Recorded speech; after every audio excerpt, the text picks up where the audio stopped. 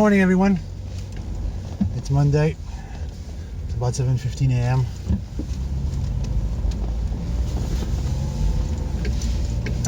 I'm heading at multiple places today. I mean, before going to work.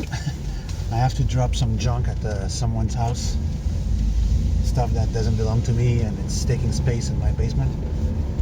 And I have to go pick up a rental truck, a full-size rental truck, to move some chairs today. And then I got works to do on fixing some chairs again. But not that, well, we'll see what it is. I don't have an exact clue on what exactly I have to do on the leftover work over there. But I know that when I'm done with this, I'm coming back to work, I'm going home afterward. I'm gonna try to finish this as soon as possible as I can and come back to work and go back home as soon as I can to make this day as short as possible. I have tomorrow off. I'm gonna work on some project tomorrow. And yeah, Friday we ran out of electricity.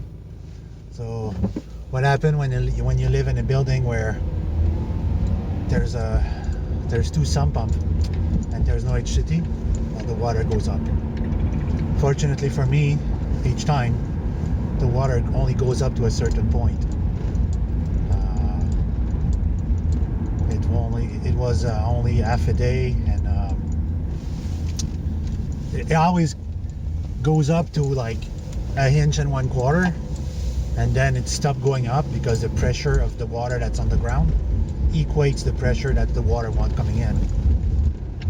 So I had to clean up the basement again Saturday, which practically ruined my entire weekend again. And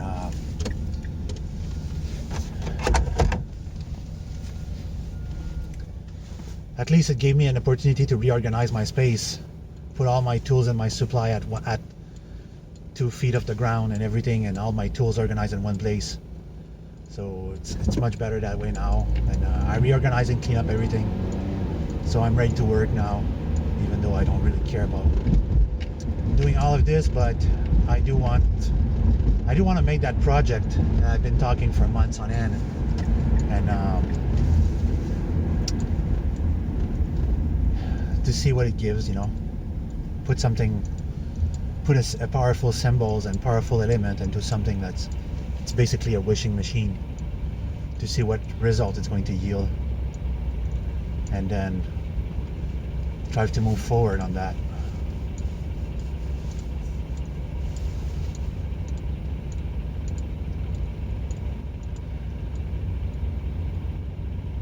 I'd be very, very surprised if it actually yield external result. The RM unit helped people multiple times with physical ailment, physical problems. It helped them multiple times. And I made many of these machines, the reality manipulators. I probably made 35 of these machines. Sold every one of them. And at one point I was making them in series, one after the others at the same time, and it became so popular that it was yielding result and healing people, that basically that's what it became. It became a healing machine.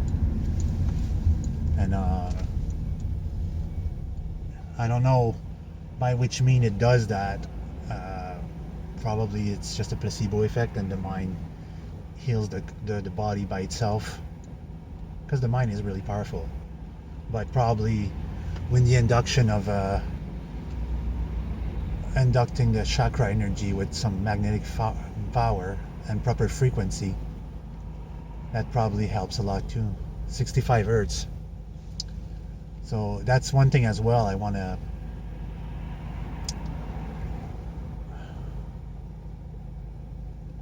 work on that as well, like 65 hertz and 520 megahertz 528 hertz.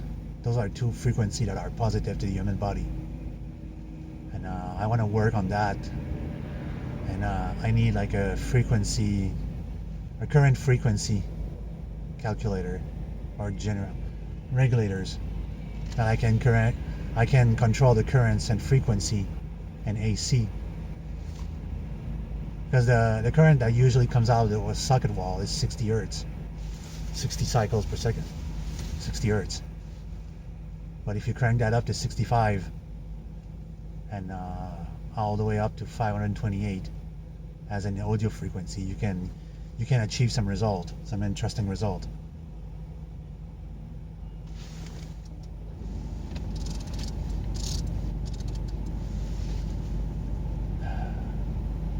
So this is some things I need to work on as well.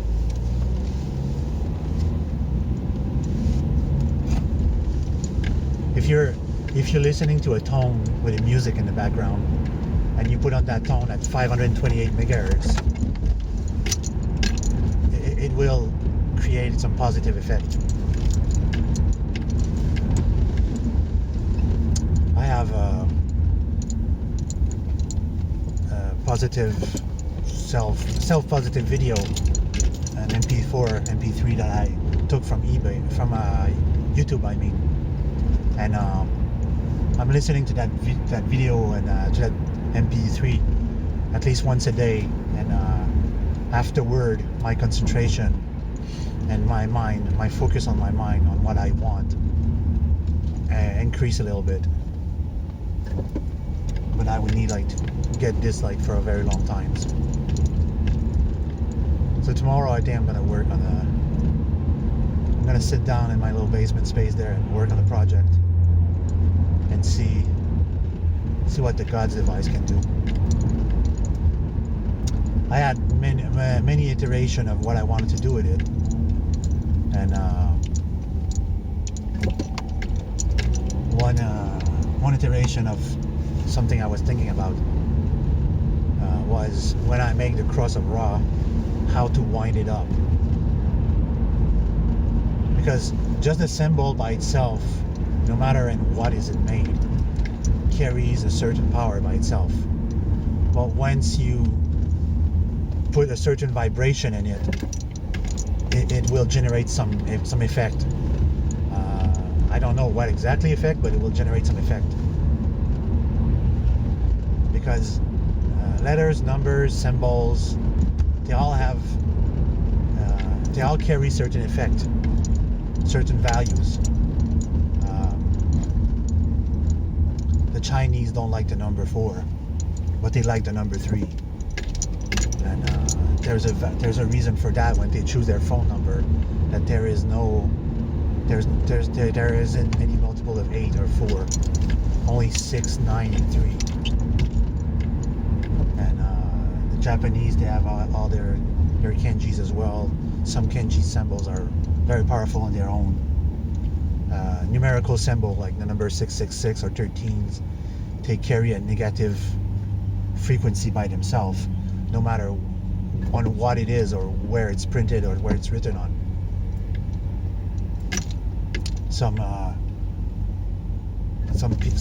witches back in the days when I knew witchcraft, they used to curse people by drawing 4 symbols and the same thing, 4 negative symbols on the wall of someone's house, which was the cross of the star of Satan, the upside down cross, the number 666, and the 13 at every point of the star. And that was a big negative carry. All these symbols together would carry a very high negative frequency. And sometimes just having something, taking an object from someone or receiving a gift from someone that is highly negative, and when they give you that gift, sometimes it will carry by itself a lot of negative energy that will affect you. So people will say what this has to do with time travel. Well, it has everything to do with time travel, because time travel is vibration, frequency, energy, gravity, mass, magnetic field, chakra energy, spiritual energy. Time travel has everything to do with all of these things. It is highly important that you combine all the proper ingredients to make time travel possible. And time travel could be made possible by simply using a cell phone. The cell phone has all the elements you need. It has all the computing power you need to make a time travel machine. You would just need to tell the phone properly what it needs to do. Nothing's impossible when it comes to time travel and how to achieve it. Oh, do I love the Ford Transit or what? I spent a month in that truck and it was very fun. So, in resume, if you want to be able to time travel, you'll need to prepare your mind to it. Because in your life, if you haven't lived many special things or many unnatural things or paranormal phenomena, your mind will collapse. Well, you will faint basically the moment you'll achieve time travel and you end up somewhere else. You won't believe it if you're not ready for it. It's like seeing an alien or UFOs. In my life, I've seen ghosts many times, and I've seen aliens and UFOs many times.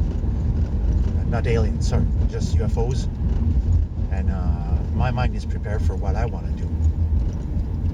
But a certain level is the amount of courage, knowing what I'm doing.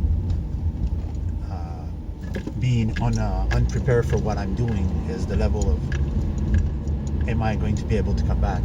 That's my main factor. When I'll be able to come back. If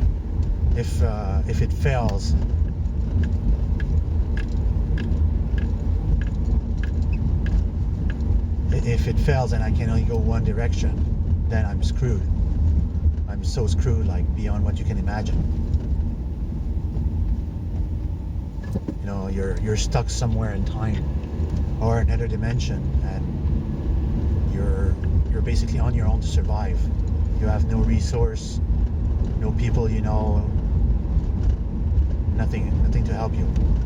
That's why if you time travel to any destination, you must be like, you have to prepare for every contingency.